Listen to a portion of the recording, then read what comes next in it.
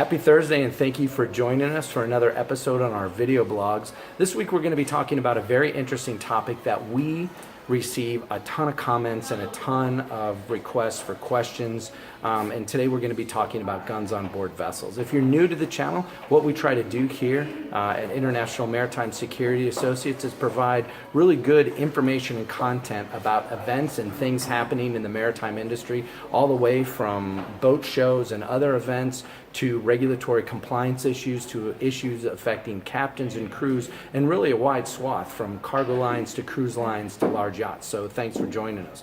Also, I want to put forward a disclaimer. Every time we talk about regulatory issues or issues that involve regulations, I always want to make sure that you take a look at the date that the video was posted. You could be watching this 2 or 3 years past the date the video was posted, and regulations, especially in the maritime industry, constantly change. So make sure you take a look at the date this was posted, and be sure to review regulatory publications for flag states and the territorial waters of the countries that you may go through. So that's always a disclaimer we put forward when we talk about it. We're also doing something kind of new today with our very first video. We are shooting on location, and I'm not saying this just because I'm here, but this is one of my favorite places to go in Fort Lauderdale. We're at Bluewater Books and Charts, and they have an amazing selection when it comes to charts and regulatory publications, but also almost every kind of cool thing you would want to find marine. I love to come into this store. There's always something cool and new. And at the end of the video, we're going to bring Vivian on.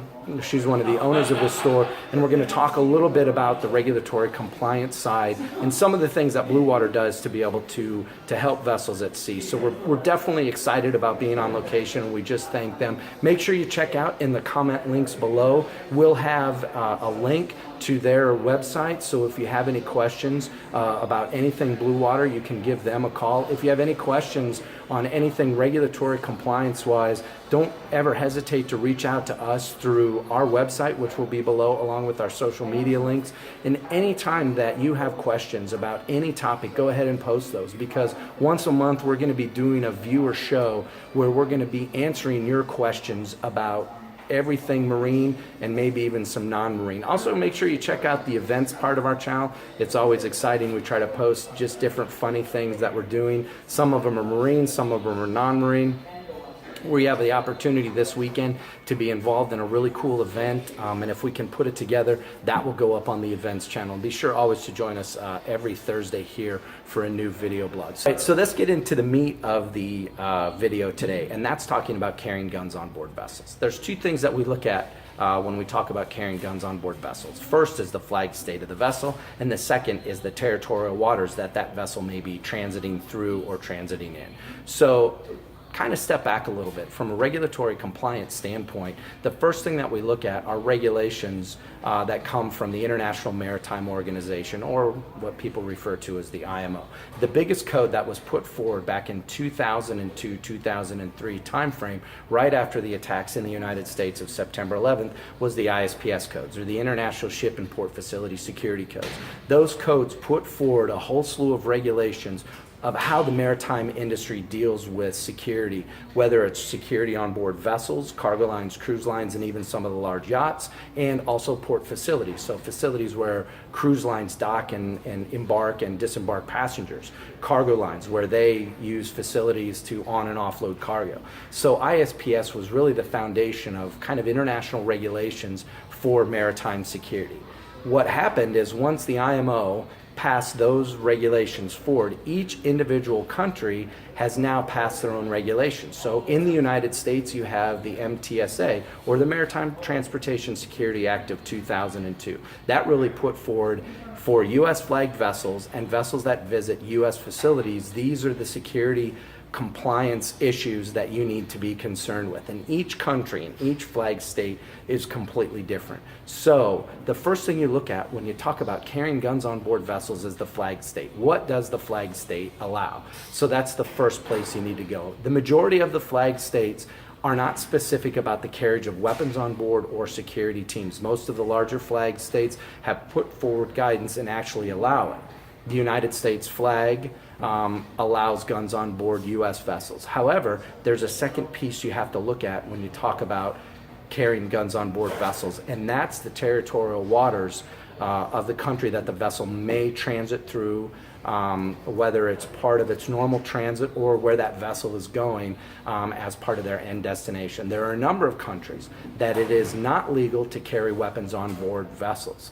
There was a case that took place 2 or 3 years ago of a maritime security vessel that, because of weather and other issues, had to go into the territorial waters of a country that did not allow weapons on board the vessels. The vessel was seized and the crew was arrested, and some of the crew members today are still in prison from that. So you really have to take a look at where is this vessel going and what's the flag state that the vessel operates under. And those are really two of the compliance regimes that you need to take a look at when you talk about carrying weapons on board vessels. Now, with everything, there's always a slew of exceptions. So make sure you're aware of what those exceptions are. There are some countries where it is not legal to carry weapons on board vessels, but there are exceptions for certain types of vessels or vessels carrying certain types of persons. That I put forward is not really regulatory, but more along the lines of a training aspect. If you're going to carry weapons on board the vessel, you want to make sure, number one, that you understand all of the regulations with your particular flag state for carrying those weapons. But number two, you want to make sure that if you don't bring on a professional private security team, that the crew members that will be using those weapons are very highly trained in the use of those weapons. Okay, all right. We are here with Vivian Godfrey. She's one of the owners of Bluewater Books and Charts, along with her esteemed husband, John.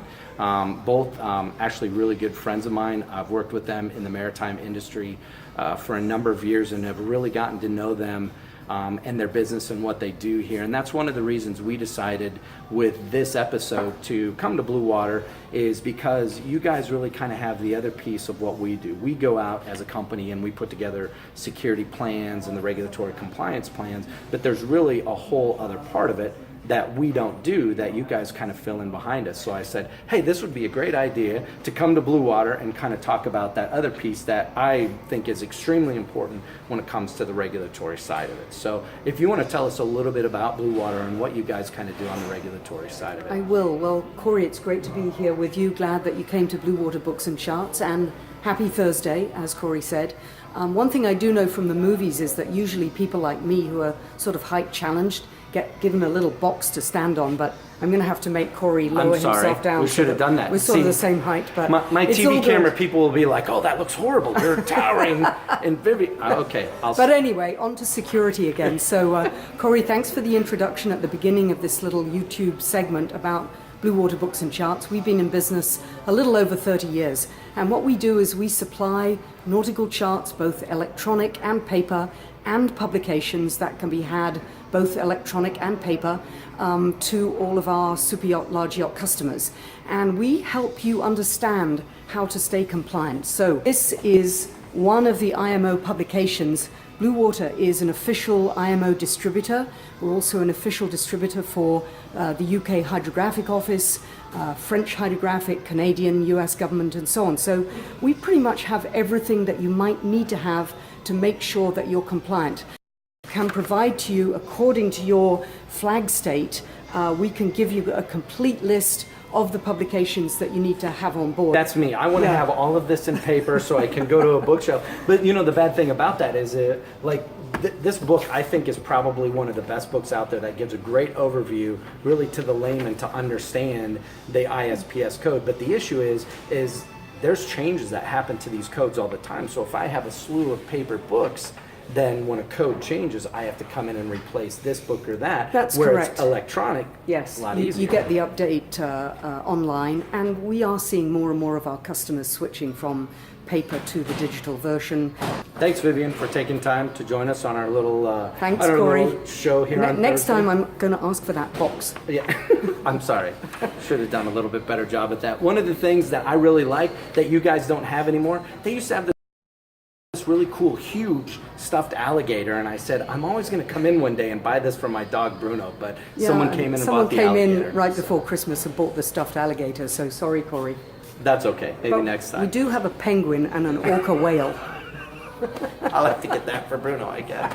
So thanks for joining us on this Thursday episode. Make sure that you tune in and come back and look, subscribe to the channel, look at our events that we have going on, different things. You can connect to us through our social media, through our website, phone numbers, anything you have questions or issues. That's all listed below. Also, the information and links for Bluewater is going to be listed below in the comments. So thanks for joining us on Thursday. Yes, I'm getting very good at pointing down to below.